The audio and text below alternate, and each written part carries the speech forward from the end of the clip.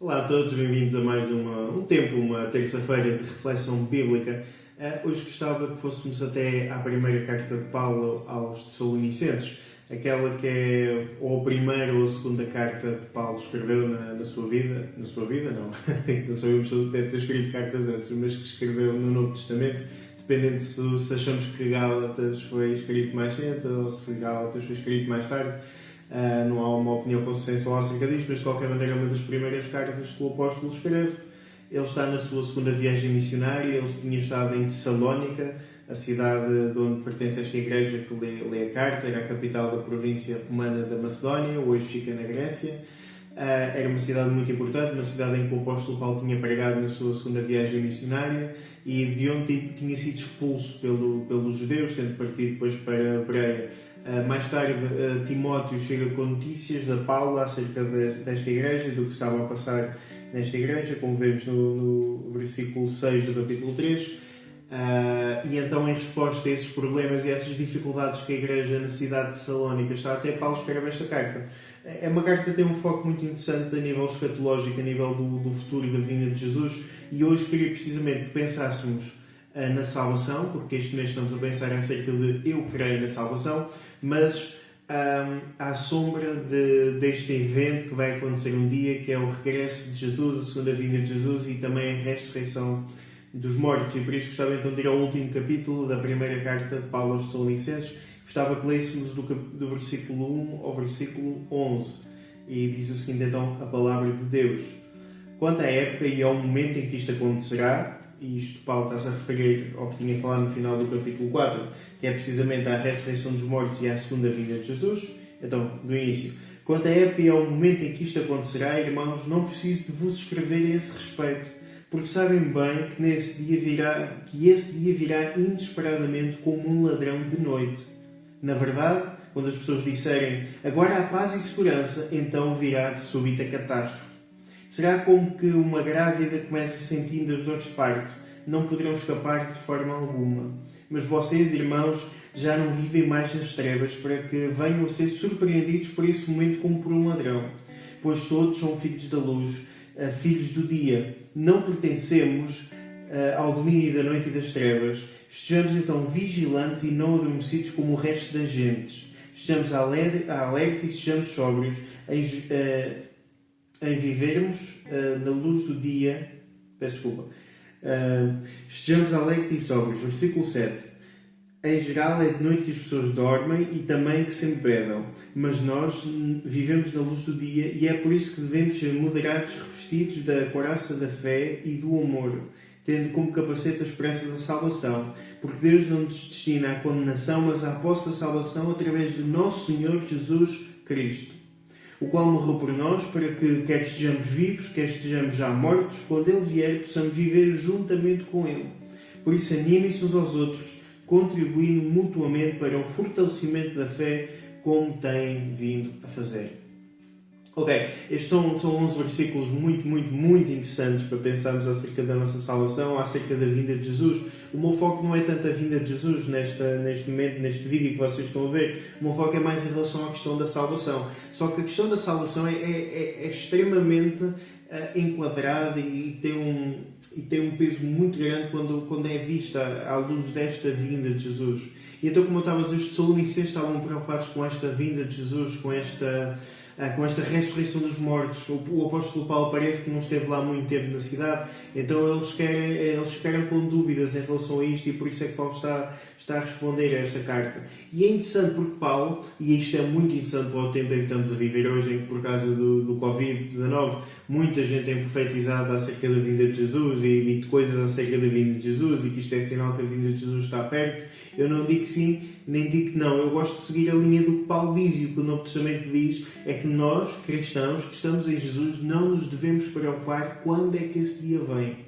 Não nos interessa fazer contas, não nos interessa achar. Aliás, Paulo aqui até diz, quando as pessoas pensarem que está tudo bem, paz e segurança, este não é o tempo de Jesus vir, de certeza, isto está tudo tão bem, tudo tão calminho. É precisamente nesse momento que Jesus há de vir. Então Paulo diz que as pessoas vão ser surpreendidas, inclusive parece dizer que os próprios cristãos, num certo sentido, no sentido temporal, no sentido cronológico, vão ser surpreendidos pela vinda de Jesus, porque ninguém sabe o dia nem a hora. E nós temos de ter essa noção. Não vale a pena estarmos a inventar, não vale a pena estarmos a profetizar, entre aspas, não vale a pena estarmos a fazer previsões, a achar que se está tudo a alinhar ou não. Pode estar, pode não estar. Há questões que de facto nos levam a pensar que a vinda de Jesus está para breve, ok, tudo bem, mas esse não deve ser o nosso foco. O nosso foco não deve ser marcar um dia no calendário nem uma hora no nosso relógio. O nosso foco deve ser em estarmos prontos, que é isto que Paulo fala aqui.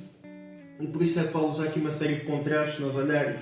Paulo usa palavras contrastantes, antagónicas, luz, trevas, noite, dia, sóbrios, bêbados, uns estão acordados, outros estão a dormir. Paulo quer caracterizar que há basicamente dois grupos de pessoas no mundo: os filhos do dia e os filhos da noite. Os filhos do dia são aqueles que, quando Jesus vier, vão ser surpreendidos que Jesus veio, mas ao mesmo tempo que são surpreendidos, estão prontos, e quando Jesus vier, eles vão se encontrar com eles nos ares. Aqueles que são filhos das trevas são aqueles que vão ser surpreendidos, também do ponto de vista cronológico, por este evento, mas, no entanto, vão ficar na terra. Uns são filhos da salvação, uns têm posse da salvação e outros são filhos que têm posse da condenação. E isto é que é importante. O Paulo quer dizer aos Tessalonicenses não se preocupem tanto com a data, preocupem-se em estarem prontos, preocupem-se em viver como filhos da luz, porque não é suposto nós sermos salvos por Jesus, nós sermos redimidos, comprados de volta, libertos da escravidão, do pecado e de Satanás por Jesus, e depois vivermos uma vida normal, uma vida típica do contexto em que vivemos, da sociedade em que vivemos, seja a sociedade do século I, como no caso do Paulo, seja a sociedade do século XXI, como é o nosso caso.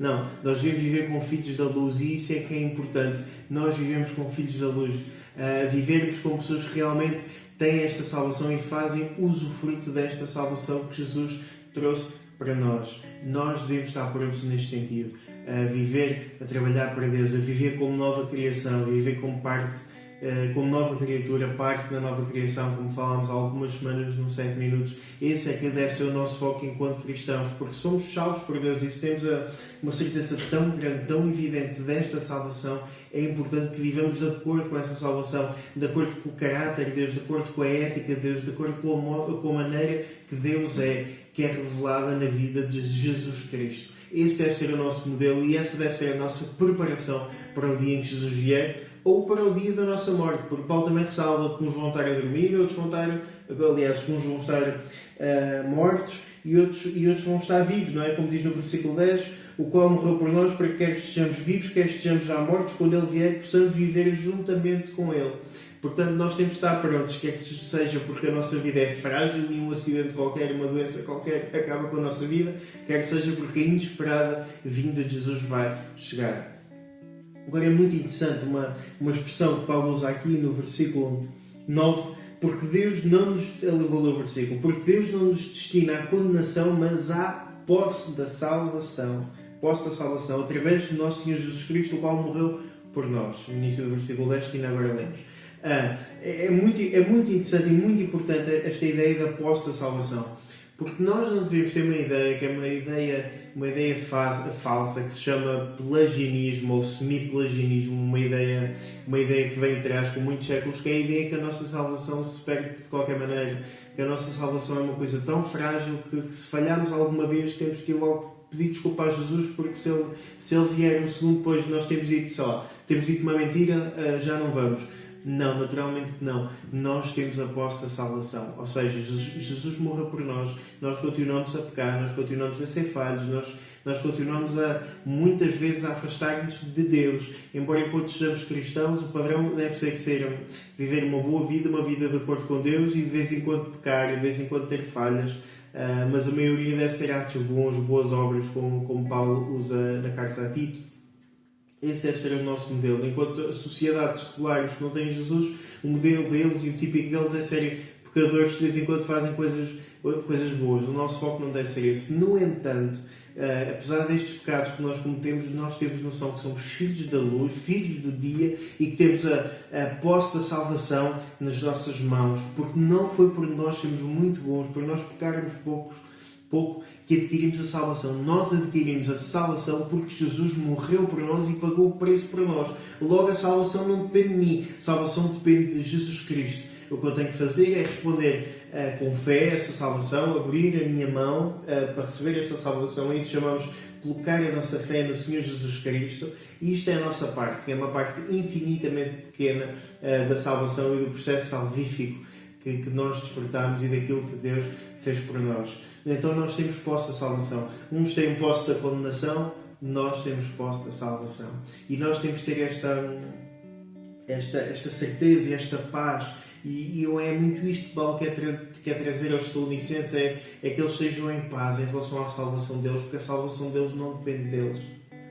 Então, eles não têm que estar angustiados a pensar quando é que é este dia. Eles têm que estar prontos e viver como é suposto. Porque se uma pessoa está na posse da salvação, mas em vez de viver como um filho da luz, vive constantemente como um filho da noite, como um filho das trevas, naturalmente que a salvação vai-se embora e que nós perdemos a salvação. Logicamente que isso acontece. O Novo Testamento é muito claro nisto, a Epístola aos Hebreus é muito claro nisto. Nós temos que ter esta noção que podemos perder a posse da salvação.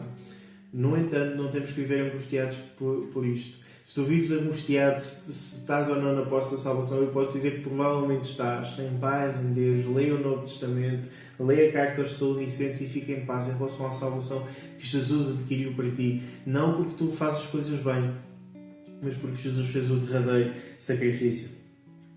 E depois é muito interessante que o versículo 11, Paulo termina com uma chamada ao aglomerado, à ação da igreja enquanto corpo, enquanto conjunto. Versículo 11: por isso animem-se uns aos outros, contribuindo mutuamente para o fortalecimento da fé, como têm vindo a fazer. Ou seja, ele está a dizer aos Tessalonicenses: olha, vocês têm feito um trabalho espetacular neste nível, mas eu quero que vocês continuem. Animem-se uns aos outros na fé. Nestes tempos trabalhosos, nestes tempos difíceis, nestes tempos em que vocês podem estar ansiosos pela vinda do Senhor.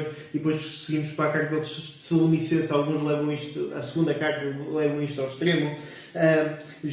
Paulo aqui quer fortalecê-los, a dizer: fortaleçam-se uns aos outros na fé, estimulem-se uns aos outros, animem-se uns aos outros, sejam fortes no seu conjunto. E isto é uma coisa fantástica de nós sermos igreja.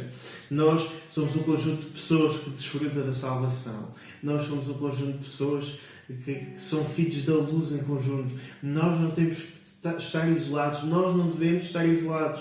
Claro, se por acaso tu fores um cristão que está a ver isto e por uma razão ou por outra vives no meio de uma cidade em que não há outros cristãos ou de um sítio desse género, é mais difícil, mas nós vivemos numa comunidade, integrados numa igreja, seja qual for a tua igreja, se uma igreja que prega a sã doutrina, que esteja de acordo com a palavra de Deus, alicerça-te. Não fiques dependente de vídeos na internet, de podcasts, de streamings, de cultos, etc. Não. Nós somos chamados para viver em comunidade, para nos fortalecermos uns aos outros na nossa fé, para estarmos em conjunto e fortes. Isto é uma bênção que Deus nos deu e não devemos ser desigrejados, crentes que vivem só daquilo que vem na internet, porque não é assim que é suposto vivermos. Não é assim que Deus nos chamou para viver. Deus chamou-nos para viver como uma nova criatura, integrados com outras novas criaturas que um dia farão parte da nova criação de Deus. Então, procura fazer isso, procura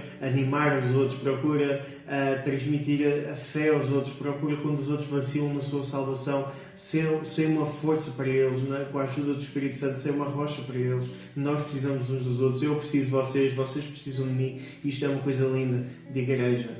Então, quando dizemos eu creio na salvação, temos uma convicção muito grande. Esta salvação foi conquistada por Jesus Cristo.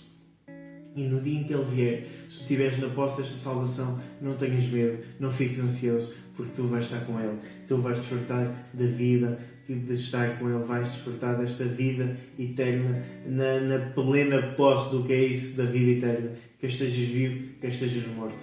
Mas fica na posse desta salvação. Se por acaso estás a ver este vídeo e ainda não estás na posse desta salvação, eu convido-te a mandar, primeiro de tudo, fazer uma oração a Deus para pedir que Jesus, que o Espírito Santo venha habitar no teu coração e colocares a tua fé em Jesus.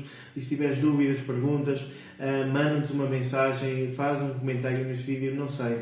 Mas Deus ama-te e Deus quer te salvar da condenação a que tu estás sujeito. Então, aceita, responde em fé a este convite de Deus. Que Deus te abençoe e até uma próxima, se Deus quiser.